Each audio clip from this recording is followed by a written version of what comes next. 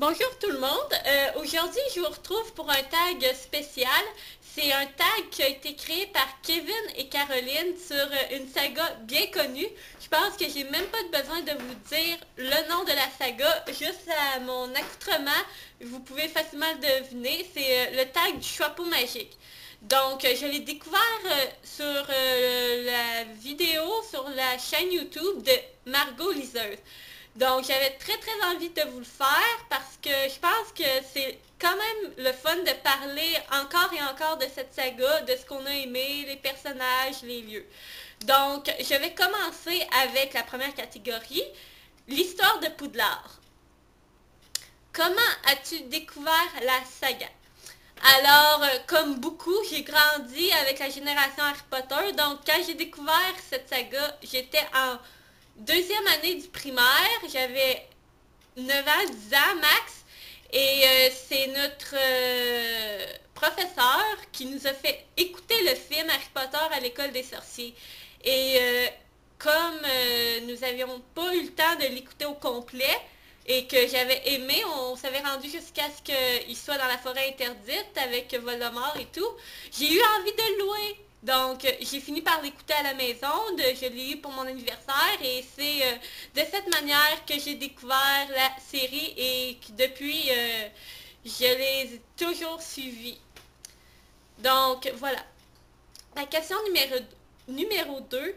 As-tu les livres en plusieurs exemplaires, différentes versions? Eh bien, non. Pour être tout à fait honnête, je ne lis pas l'anglais. Même si je suis une super fan de la saga, je ne suis pas au niveau d'acheter, avec les moyens financiers non plus, d'acheter plusieurs versions. Donc, les versions que j'ai, c'est les tomes 1, 2, 3, 4 en format folio, donc en format poche, et le tome 5, 6 et 7 de chez Gallimard. Tout ceci en français, bien sûr. Quel est le passage qui t'a le plus marqué lors de la première lecture, tout tombe compris? Alors là, je dois dire que c'est une bonne question parce que ça fait longtemps que je les ai pas lus. Quand j'étais en secondaire 1 et 2 à 14-15 ans, j'y lisais sans arrêt, j'y relisais, donc ça fait quand même longtemps. Puis me souvenir de ma première lecture, ça serait difficile. Mais le passage qui m'a le plus marqué, c'était dans Harry Potter et la Coupe de Feu. C'était lorsque Voldemort revient et que Cudver tue Cédric Diggory. Je me souviens, quand j'ai lu la phrase Avada Kedavra, quand Voldemort il dit tue le substitut, j'ai comme eu des frissons, je me suis sentie vraiment mal. C'était comme, j'avais 14 ans, donc ça m'a vraiment, vraiment marqué. Quel est le livre qui te fait le plus rêver? Rêver, je pense que je dirais que c'est le tome 1, Harry Potter à l'école des sorciers, parce que avec Harry, on découvre ce monde de magie, on découvre les lieux Poudlard qui est extraordinaire, la magie, les sorciers, et c'est vraiment, je pense, le livre qui fait le plus rêver, étant donné que ça nous emmène littéralement dans un monde plus fantastique qu'ici, présentement. Donc, vraiment, je dirais que c'est celui-ci. Tandis que nous poursuivons à la question 5, quel est le livre que tu détestes le plus? On s'entend que Harry Potter, je les aime tous. Il n'y a pas vraiment un livre, oh, ça c'est une déception, ça je l'aime pas. Mais disons, celui que j'aime le moins parmi les 7, je pense que c'est le troisième livre, Harry Potter et le prisonnier d'Azkaban. Parce que, vous ne le savez peut-être pas, mais je déteste Sirius Black. Parce que, bref, je ne l'aime pas, donc je n'ai pas vraiment, comment je pourrais dire, eu d'affection particulière pour ce livre, même si j'ai bien ri à la scène de Rogue dans la cabane hurlante quand Harry fait Expelliarmus. Donc, je dirais le troisième. Quelle est ta couverture préférée? C'est une bonne question parce que c'est pas vraiment, dans les livres que j'ai, en tout cas, c'est des dessins très simples et il n'y en a pas une plus que l'autre que j'aime, je pense. J'avoue que quand j'ai vu la page couverture d'Harry Potter et les reliques de la mort, j'ai même été un peu déçue. Donc, s'il faudrait choisir, je dirais probablement le 6. Ouais, Harry Potter et le prince de sang mêlé, avec l'édition Harry Dumbledore qui s'en va dans la caverne. Ensuite, certains détestent Harry alors que c'est le personnage principal. Quelle est ton opinion? Ça, c'est vrai, j'ai une amie qui le détestait et je n'arrivais pas à comprendre en fait. J'ai voulu comprendre. Il y en a qui ne l'aiment pas parce qu'ils trouvent... même là, on me l'a souvent dit, puis je m'en souviens même plus pourquoi est-ce qu'on déteste Harry. Je pense peut-être parce qu'ils le trouvent trop, pas héroïque, mais comment je pourrais dire ça? Ils aiment pas son caractère, je pense, son comportement. Moi, personnellement, je déteste pas Harry. C'est pas mon personnage préféré, mais je trouve que c'est un bon personnage qui réagit comme il le peut face aux situations. Peut-être qu'il prend pas tout le temps de bonnes décisions, mais ça fait pas pour autant, je pense, un personnage qu'on devrait détester. La seconde partie, c'est la magie des films. Que penses-tu des choix, scènes coupées, etc., faits pour réaliser les films? Alors là, c'est toujours un débat livre vs film. On s'entend que les livres, ça va toujours rester les meilleurs. Quoique je connais des livres que j'ai préféré le film. Mais bon, pour la saga Harry Potter, je trouve qu'ils ont quand même réussi à faire ressortir l'essentiel des scènes importantes. Mais il est vrai qu'il en manque beaucoup des scènes que j'aurais aimé voir qui n'y sont pas. Et justement, les scènes coupées, comme on dit.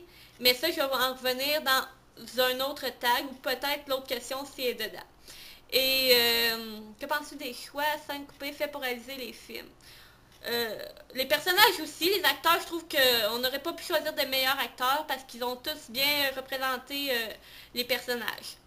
Selon toi, quel décor est le mieux réalisé? Cela va sans dire, il y a eu beaucoup de décors dans les 7 Harry Potter, mais celui qui a vraiment été le plus mieux réalisé, je trouve, c'est Poudlard.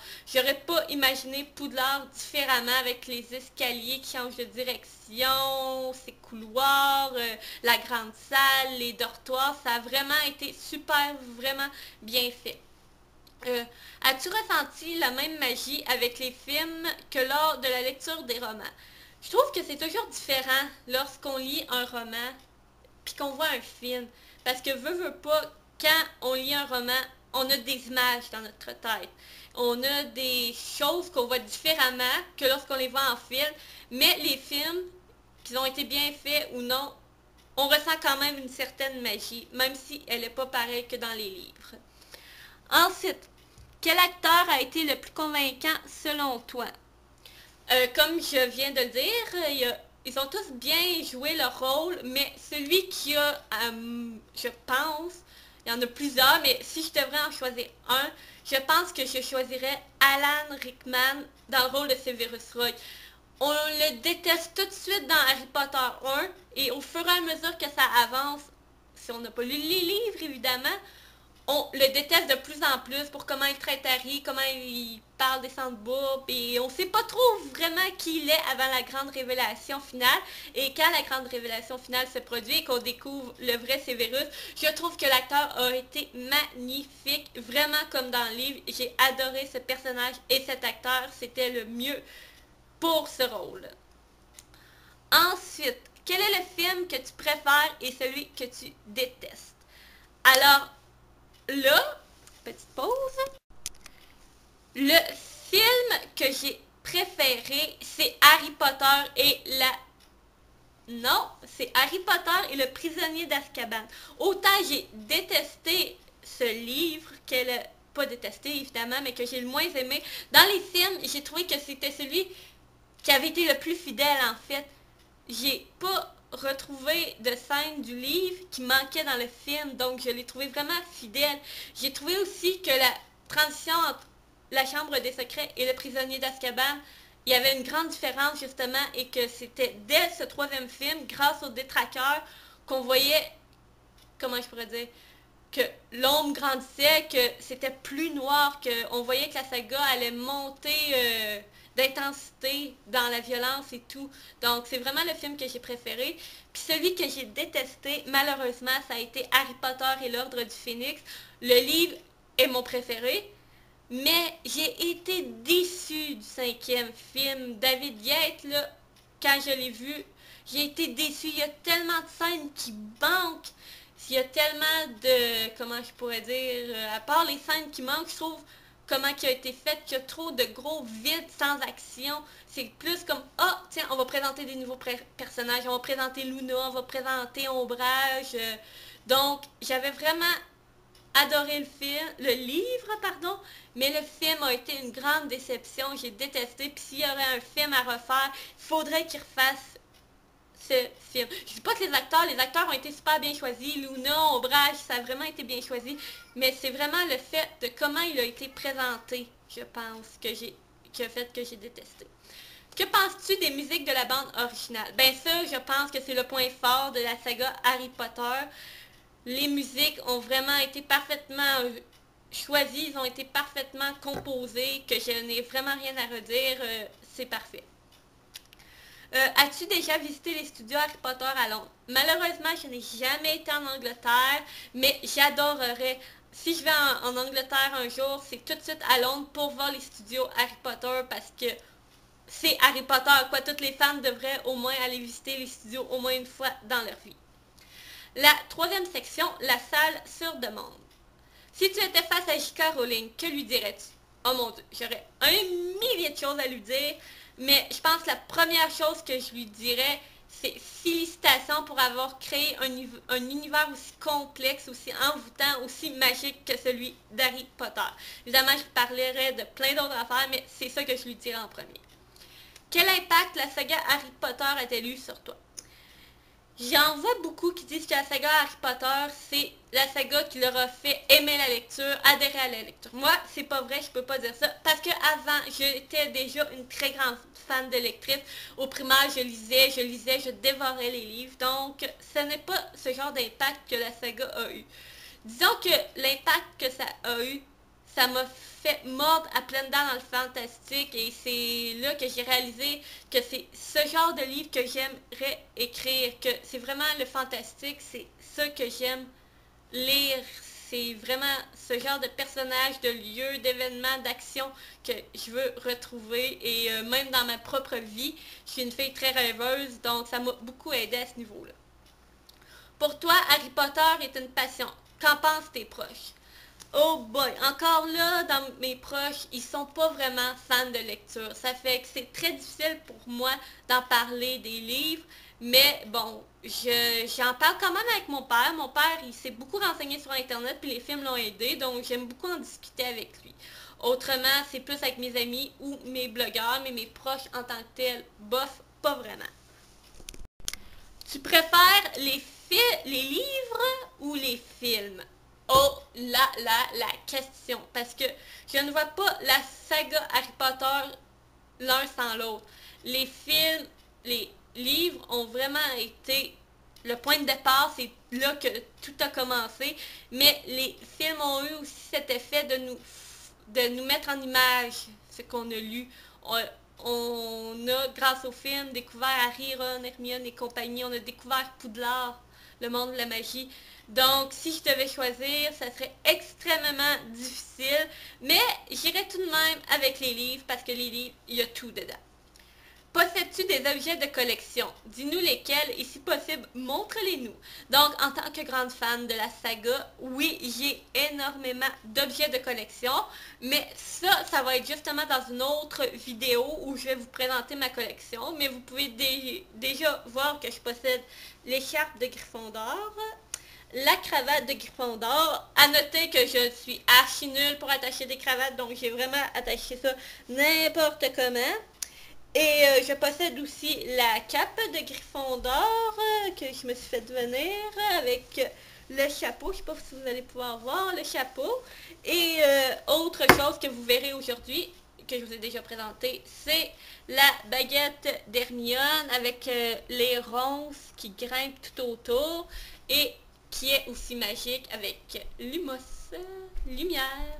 Donc, voici 4 éléments que vous pouvez déjà voir de ma collection, mais je vous présenterai toute ma collection dans une autre vidéo. Es-tu déjà allé au parc Harry Potter en Floride? Sinon, aimerais-tu? Si oui, vas-tu y retourner pour voir l'extension qui ouvre en 2014? Je suis déjà allée en Floride, c'était en 2008. Malheureusement, le parc Harry Potter n'était pas encore construit et j'avoue que j'ai été déçue car ça a ouvert un an plus tard en 2009. Donc, je suis vraiment déçue de ne pas y être allée une année plus tard. Mais oui, j'aimerais énormément y aller. As-tu été à des événements Harry Potter ou organisé des soirées sur ce thème? Comme je n'ai pas gros d'amis qui aiment Harry Potter, j'ai pas vraiment fait de soirée, mais pour les événements Harry Potter, j'ai été au lancement du livre numéro 7, Harry Potter et les reliques de la mort. J'ai été à son lancement à minuit, j'étais à la librairie et j'ai reçu mon exemplaire en français avec d'autres fans de la saga où j'ai reçu un super poster et des tatous. Quatrième et dernière section, le Veritaserum. Si tu étais un animal de compagnie à Poudlard, lequel serais-tu? Donc, c'est facile. Si vous avez vu mes autres vidéos, je choisis évidemment le chat. Quelle pièce de Poudlard voudrais-tu être? Il y a énormément de pièces à Poudlard, que même Dumbledore ne les a pas tous découvertes. Mais je dirais, faut que je pense, la salle sur demande, parce que la salle sur demande peut se transformer en n'importe quoi et peut faire surgir n'importe quoi. Quel poste occuperais-tu au Quidditch? Ça serait probablement l'attrapeur, parce que l'attrapeur, à la différence du gardien ou à la différence des poursuiveurs ou des batteurs, a un grand rôle, c'est vrai, mais les yeux ne sont pas tous tournés vers lui tout le temps. Comme je suis une personne très timide et gênée, j'aime mieux quand c'est les autres qui sont en avant-scène. Moi, je peux voler sur mon balai, courir après le Gryffondor, le monde, c'est pas moi qui vont regarder, ils vont regarder le gardien, voir s'il arrête le soif, les poursuiveurs s'ils arrivent à marquer, les batteurs s'ils cognent des personnes, donc je choisirais attrapeur. Quel serait ton Patronus? Oh, Patronus, ce que tout le monde adorait pouvoir faire. Je pense que ce serait soit un chat. Non, ne faites pas de comparaison avec Ombrage. Ça serait soit le chat, le loup ou le papillon. Donc, je ne sais pas ça serait lequel, mais ça serait un de ces trois animaux. Si tu pouvais être un sortilège, lequel choisirais-tu? Oh mon Dieu, il y a trop de sortilèges possibles. Mais bon, s'il faudrait en choisir un, je pense que ce serait on va dire Wingardium Leviosa. Voilà, c'est dit, faire voler des objets. Quel cours de magie aimerais-tu suivre? Oh, la magie! Je voudrais dire potion pour Rogue, mais les potions, ça ne m'intéresse pas trop. Ça serait vraiment, je pense, le cours de sortilège pour apprendre à jeter des sorts, justement. Vous me direz, oui, mais la défense contre les forces du mal aussi, mais la défense, c'est justement, tu te défends, tandis que sortilège, ça touche vraiment pas mal à tout. Dernière question, déjà rendu à la dernière question. Quel personnage aimerais-tu avoir dans tes amis?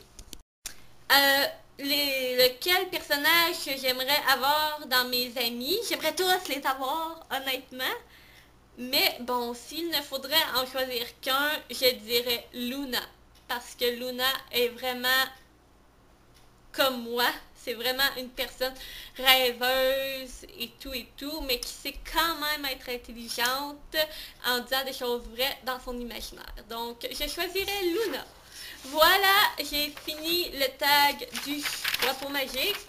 J'espère que mes réponses vous auront plu. Vous pouvez laisser un commentaire en bas de la vidéo pour me dire si vous êtes d'accord avec moi ou si vous voulez me dire vos réponses. N'hésitez pas et on se retrouve pour le tag ultime Harry Potter, repris en français de Margot Liseuse par Book Isle, quelque chose. Donc, vous me retrouverez très bientôt pour un nouveau tag. Sur ce, finité!